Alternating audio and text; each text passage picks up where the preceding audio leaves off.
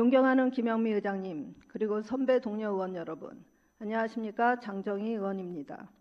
일본산 수산물의 마포구 학교급식 사용 금지 촉구 결의안은 우리 의회 19분의 의원님이 공동 발의한 결의안으로서 대표 발의자인 제가 제안 설명드리겠습니다.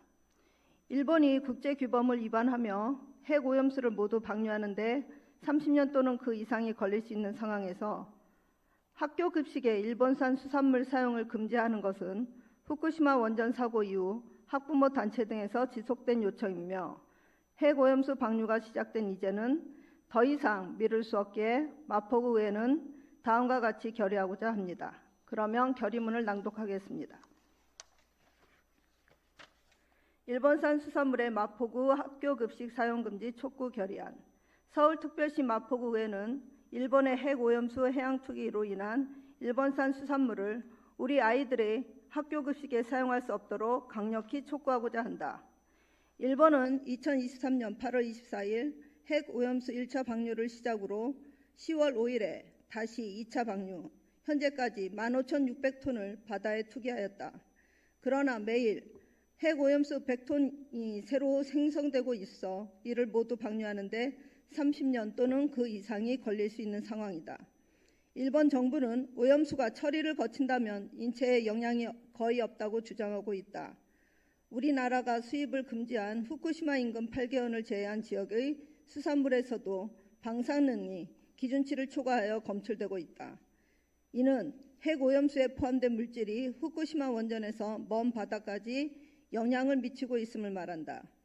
또한 일본은 1972년 런던 협약 및 1996년 런던 의정서가 금지하고 있는 핵 폐기물의 해양 투기를 위반했음에도 해저 터널을 통한 방류는 해양 투기가 아니라는 궤변을 내놓으며 핵오염수 방류를 시작하여 국제 규범을 위반하고 있다.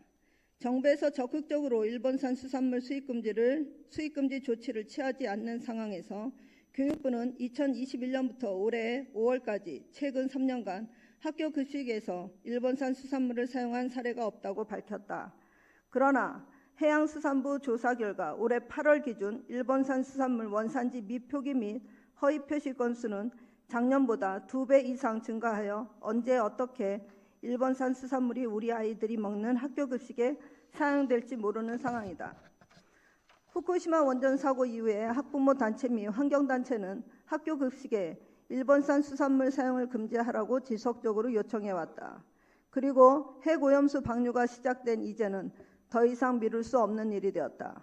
이에 서울특별시 마포구의회는 마포구민을 대표하여 마포구 학교 급식에 일본산 수산물 사용을 금지할 것을 결의하고 다음과 같은 뜻을 강력히 표명한다.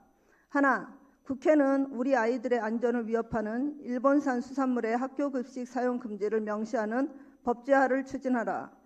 하나, 대한민국 정부는 런던 협약을 위반한 일본의 후쿠시마 사고 원전 오염수 해양 방류를 저지하고 일본 정부를 국제해양법 재판소에 제소하라. 하나, 일본 정부는 전 인류의 생명을 위협하는 후쿠시마 사고 원전 오염수 해양 방류를 중단하라. 2023년 11월 27일 서울특별시 마포구의회 의원 1동. 이상으로 일본산 수산물의 마포구 학교 급식 사용 금지 촉구 결의안 낭독을 마치겠습니다. 감사합니다. 장정희 의원 수고하셨습니다.